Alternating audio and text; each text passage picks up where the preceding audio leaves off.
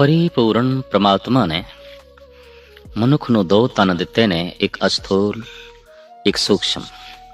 वो जो सूक्ष्म है वो मन है और जो अस्थूल है वो तन है। रोग अक्सर तन दे तल ते प्रगट होंदे ने और सोग अक्सर मन दे च हुंदा है। इस तरह रोग ते सोग दे सारी जिंदगी लंघ जाती है। सूक्ष्म शरीर सोग नाल ग्रसिया हुंदा है और अस्थूल शरीर रोग नाल ग्रसिया हुंदा है। सोग किस तरह दूर होवे और सोग की है? चाया से कुछ हो गया कुछ सोग, मंगी सी कुछ और चीज मिल गई है कुछ और सोग, जाना सी किसी होर पासे पहुंच गए किसी होर ठिकाने ते सोग, आवना सी किसी होर ने आ गया कोई होर सोग। मन दी ख्वाहिश तो उल्ट जो कुछ भी हो जाता है सोग नूं जन्म देंदा है। रोज रोज असी जो कुछ चाहते हैं नहीं आउंदा और उस तो विपरीत हो जाता है तो मन सोग नाल भर जाता है। हर नवा दिन नवे सोगां नूं जन्म देंदा है। क्यों कि हर दिन कुछ साडी मंग ते हुंदी है, कुछ साडी चाहत ते हुंदी है, ते जद भी उस तो विपरीत हो जाए और बहुत वड्डे पद्धर ते हो जाए तो मन दे तल ते सोग पैदा हो जाते ने। कबीर कहते ने, जो मैं चितवो ना करे क्या मेरे चितवे होए, अपना चितविया हर करे जो मेरे चित ना होए। एक ते मेरी चाहत है, एक प्रभु दी चाहत है। प्रभु दी जो चाहत है उस नाल मैं राजी नहीं, मेरी जो चाहत है वो पूरी नहीं हो रही तो सोग। ये 20वीं सदी रोगां नाल ते भरी है पर मानसिक सोग नाल भी भर गई। अजोके विज्ञानक मनोचिंतक इसका इलाज लभदे ने वक्ती मनोरंजन। मनोरंजन मन सोग दे च है तो कोई मनोरंजन, कोई खेल, कोई तमाशा, कोई रंग, कोई रूप, इनू वेखो उस दे च बैठो खेलो ताकि सोग मिट जाए। पर कौन इन्हां सियाणियां नूं दसे सोग मिटदा नहीं, वक्ती तौर ते सोग भुलदा है। और जैसे जैसे उम्र वधदी है सोग भी वधदा है। सोग दे च हौके आउंदे ने, सोग दे च पछतावे आउंदे ने, सोग दे च साड़े आउंदे ने, सोग दे च जलन आउंदी है। सोग एक ऐसी अग्नि है जिस दे च मनुख दी सोचण शक्ति भी जल जाती है, मनुख दी विचार शक्ति भी जल जाती है, मनुख दा सदाचार भी कई दफा जल के खाक हो जाता है। सोग एक ऐसा मानसिक रोग है। तन दे च रोग होवन, मन दे च सोग होवन तो ऐसे पुरुष नूं किसी होर नरक दे च जाण दी लोड़ नहीं। नरक भोग रहे है, ये नरक दे च जी रहे है। नरक ही क्यों, इंज कहिए कुंभी नरक दे जी रहे है। तन दे च रोग ने, मन दे च सोग ने। जिधर जा रहे है रोग ते सोग इस दे नाल जा रहे हैं, इहदे नाल बैठे ने, बिल्कुल कोल ने। अज तक मानसिक सोग नूं दूर करने वास्ते जितने मनोरंजन आए ने और रोज नित नवें पैदा हो रहे ने, सोग नूं मिटाण विच असमर्थ हो रहे ने, क्योंकि कोई भी मनोरंजन बहुत लंबे समय तक टिकदा नहीं, पुराना हो जाता है। हर तरह का मनोरंजन, चाहे कोई रूप है, चाहे कोई रंग है, चाहे कोई तमाशा है, चाहे कोई खेल है, चाहे कोई गीत है, चाहे कोई संगीत दी धुन है, मन ऐसा है सबनों पुराना कर देंदा है। क्यों? मन चंचल है। चंचल का मतलब ही है चल चल, जो चल रहे है, चल रहे है, चल रहे है। तो मनोरंजन ते चल नहीं रहे, अपनी थां ते रुके होया है। चाहे रंग है, चाहे रूप है, तमाशा है, खेल है, इते अपनी थां ते खड़ा है। मन चंचल लंघे अगे, तो मन दे तल ते सब कुछ बेमैनी हो जाता है और उस बेचैनी परेशानी दी हालत नूं सोग कहंदे ने। इस तरह का मनुख जिथे बैठा है मुरझाया होया बैठा है। इस तरह का मनुख जिथे बैठा है औके भर रहा है। इस तरह का मनुख जिथे बैठा है एक अपने आले दुआले बड़ा दुखद वातावरण पैदा कर रहे हैं। सोग भरिया एक सोगी कोल बैठ के एक सियाणे तो सियाणा मनुख भी प्रसन्न चित नहीं बैठ सकेगा। एक सोगी कोल बैठ के बड़े तो बड़ा दार्शनिक भी मन दे तल ते लड़खड़ा जाएगा। एक सोगी कोल बैठ के बड़े तो बड़ा आनंदित भी महसूस करेगा, मेरा आनंद उड़ गया, खो गया। या इंज भी कह लो, सोगी मनुख कोल कोई बैठना पसंद भी नहीं करता।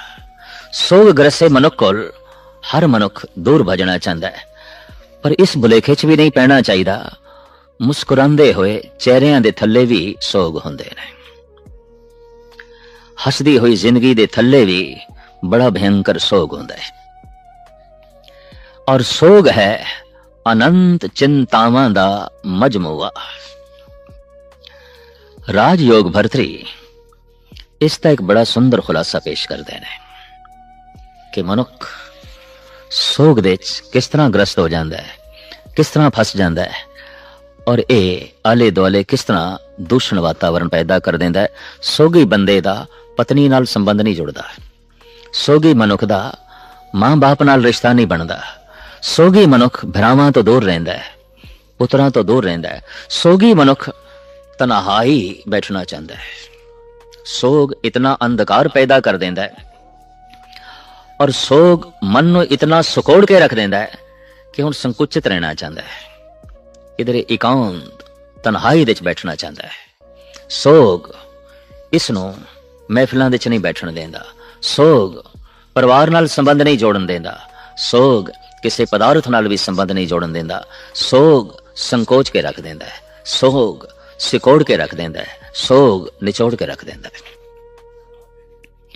और ये तनहा बैठ के अपने सोग दे च ही जीना चाहता है।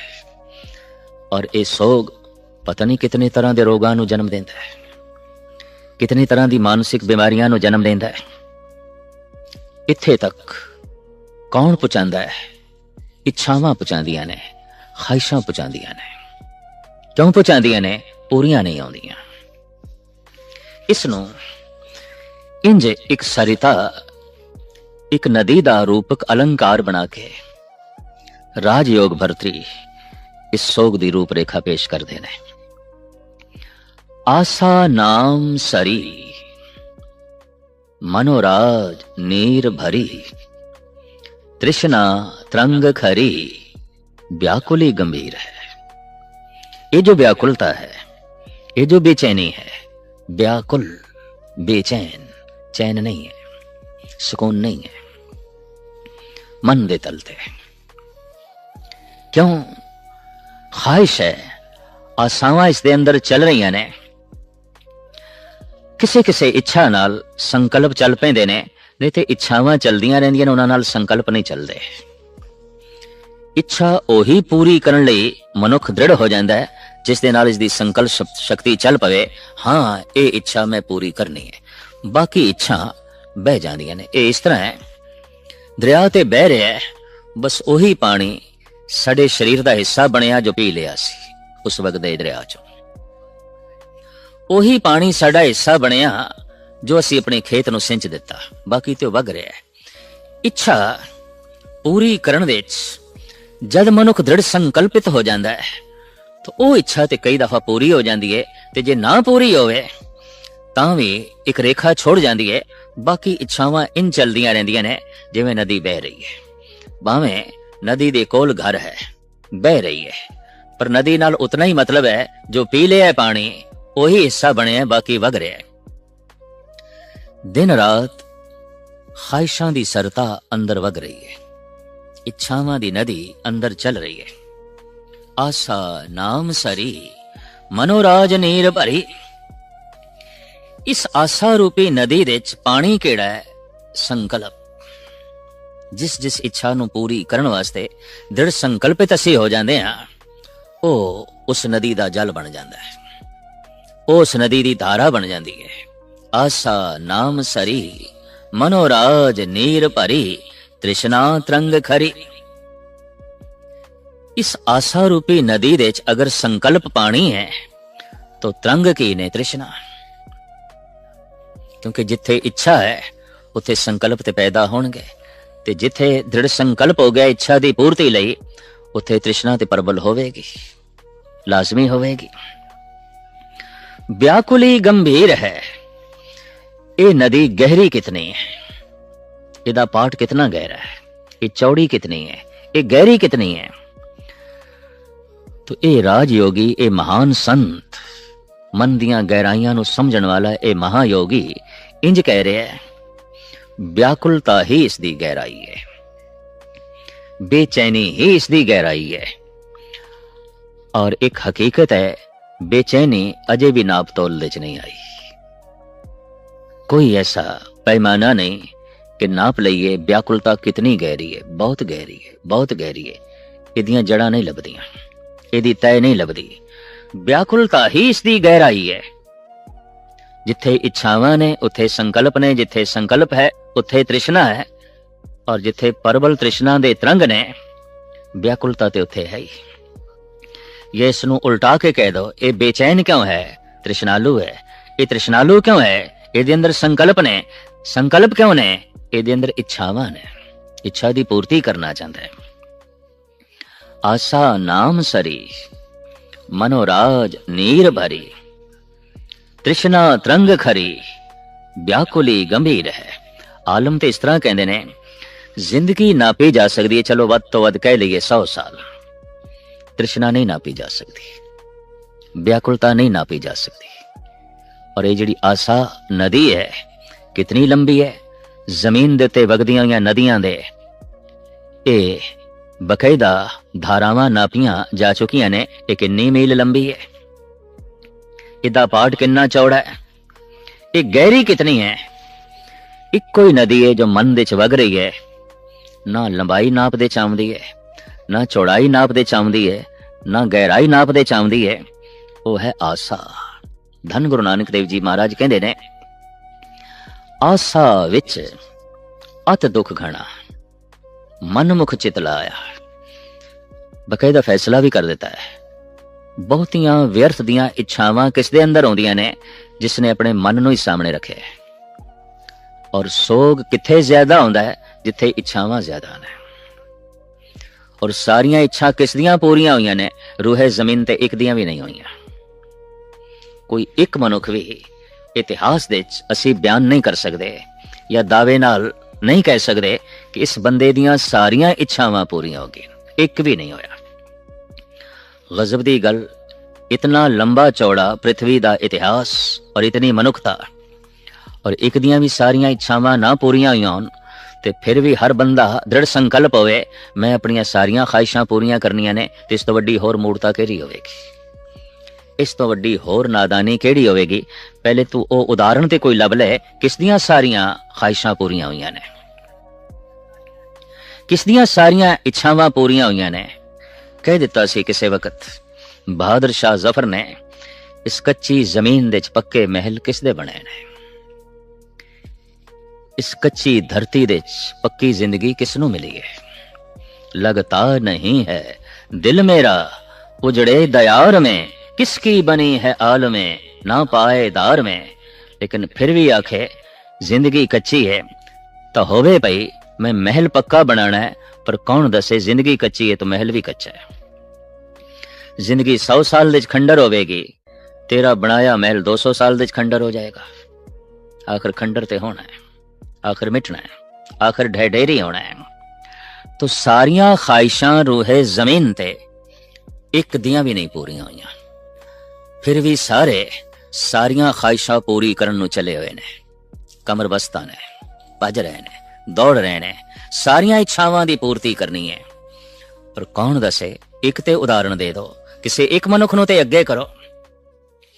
भरतरी कहंदे जिथे इच्छावां ने उथे संकल्प ने, जिथे संकल्प है उथे तृष्णा है, और जिथे तृष्णा है उथे बड़ी गहरी व्याकुलता है। आशा नाम सरी, मनोराज नीर भरी, तृष्णा तरंग खड़ी, व्याकुली गंभीर है। धीरज को तरहारी, बुद्ध नाव को निवारी, भव सिंध गतवारी, विपता समीर है। आप कहते जिहड़ा व्याकुल मनुख होवेगा धीरजवान भी नहीं हो सकता। इस नदी दे तट ते जो एक दरख्त है जिहदा नाम है धीरज। चलो मनुख व्याकुल है, तृष्णालु है और तरह तरह के संकल्पां दे ग्रसिया होया है, बड़ियां ख्वाहिशां ने। चलो धीरज दे आसरे ते कुछ अपनी जिंदगी बतीत करे, धर्म दे आसरे ते अपना कुछ जीवन बतीत करे। तो भरतरी कहंदे धर्म दा ए दरख्त, धर्म की मर्यादा ते मर्यादा की बोलण दी मर्यादा, बैठण दी मर्यादा, खाण दी मर्यादा, पीण दी मर्यादा, जीवन दी मर्यादा और इस तरीके दे नाल पड़ोसियां दे कोल रहण दी मर्यादा। ते फिर धीरज, ये दरख्त आसा रूपी नदी बहा के लै जांदी है, जड़ां तो पुट के लै जांदी है। व्याकुल मनुख कोल ना धीरज ना धर्म। व्याकुल मनुख दे कोल इस तरह दी सौगात नहीं होंदी। बेचैन बंदे कोल इंसानियत भी नहीं होंदी। परेशान बंदे कोल मनुखता भी नहीं होंदी। और मनुखता तो थल्ले चला जाता है, बहुत थल्ले चला जाता है। धीरज को तरहारी, बुद्ध नाव को निवारी। अगर कोई ऐसा दावा करे कि मैं अपनी अकल दी नौका विच बैठ के व्याकुलता नूं पार कर जावांगा, इस गहराई नूं पार कर जावांगा, तो भरतरी कहंदे तू व्याकुलता नूं की पार करना है? व्याकुलता तेरी बुद्धि दी नौका नूं ही डोब के रख देगी। ये गहराई तेरी नौका नूं ही डोब के रख देगी। बुद्ध नाव को निवारी, इस वास्ते देखण दे चाया है बड़े बड़े दानश्वर, चिंतक, आलम, फाजल, फिलोसफर्स दिमाग दी नौका विच बैठ के जद पार होने की कोशिश करते ने, व्याकुलता डोब के रख देंदी है, तृष्णा डोब के रख देंदी है, संकल्प डोब के रख देंदे ने और इन्हां दा निकलना ही औखा हो जाता है। बुद्ध नाव को निवारी, भव सिंध गतवारी, विपता समीर है। इस नदी दे उपर हवा केड़ी चल रही है? विपतावां दी विपता। जिथे इच्छा है उथे संकल्प ने, ते जिथे दृढ़ संकल्प है इच्छा दी पूर्ति लई उथे तृष्णा है। जिथे प्रबल तृष्णा है उथे व्याकुलता है। जिथे व्याकुलता है उथे धीरज नहीं है। उथे जिथे धीरज नहीं है उथे अकल भी नहीं है, उथे बुद्धि भी नहीं है। ते जिथे अकल भी नहीं है, बुद्ध भी नहीं है, तो भरतरी कहंदे फिर उथे सुख भी नहीं है, सिवाय विपता तो उथे होर कुछ भी नहीं है। रोज नवे तो नवे हादसे, नवे तो नवे टकराव, नवे तो नवे दुख, नवे तो नवे आदि रोग, व्याधि रोग, उपाधि रोग, आद व्याध उपाद चमड़ी रहेगी, हर वक्त चमड़ी रहेगी। विपता समीर है। अगां चल के ये महान दार्शनिक संत मनुख दे मानसिक तल दे झात मार के जो उसकी व्याकुलता नूं वेख्या है और अधीरपणे नूं देखिया है, तो चित्रण इस तरह करते ने। मदनाद खग भीर, राग द्वैख ग्राहगीर, मोह चकर यांको नीर, जारे वांको सीर है। इस नदी दे तट दे उत्ते मदनाद खग भीर, वासना दे बहुत सारे पंछी ने। ऐसा मनुख वासना दे ग्रसिया जाएगा। अधीरपना, व्याकुलता, तृष्णा उसनू वासना दे खड दे गिरा देगी। ये वासना दे पंछी, ये वासना दे बगले इस नदी दे तट ते बहुत सारे जैसे दरियावां दे तट ते पंछी ने, तो दरियावां दे तट ते जड़े पंछी ने ये घास तिनका दाना खाण वाले नहीं, ये मछलियां खाण वाले ने। ये हिंसक ने। हिंसक पंछी ही नदी दे तट ते बैठते ने, बाकी ते दरख्तां ते बैठते ने, बाकी ते घास फूस खांदे ने, बाकी ते दाने दुणके दिते अपनी जीवन चर्या चलांदे ने। पर जो हिंसक ने, वासना ग्रसे ने, नदियां दे तट दे आण बैठते ने। और इन्हां दे खास करके बगला बिल्कुल शरीफ दिखाई दे रहे हैं, संत जैसा दिखाई दे रहे हैं। और गजब दी गल, कपड़े भी संत जैसे। संत जैसे अखां नूं मीट के अंतर्मुखी होने की कोशिश करते ने, तो यह भी अखां मीट के खड़ा है। कई दफा संत ऐसे भी आसन करते ने, एक पैर ते खड़े होके बंदगी करते ने, ध्रुव ने कीती है, और बहुत सारे ने कीती है और कर रहे ने। तो एक पैर ते भी खड़ा हो जाता है, अखां भी मीट लेंदा है, बस्तर भी बड़े सोहने, अडोल खड़ा है, भगत दिखाई देंदा है। पर कौन दसे ये नाम करके अडोल नहीं होया, काम करके अडोल होया। ये प्रार्थना करके नहीं टिकया, ये वासना करके इस तट ते है। वासना इत्थे इसनूं खिंच के ले आई है। जद इसने देखिया शिकार मेरे नेड़े है, बहुत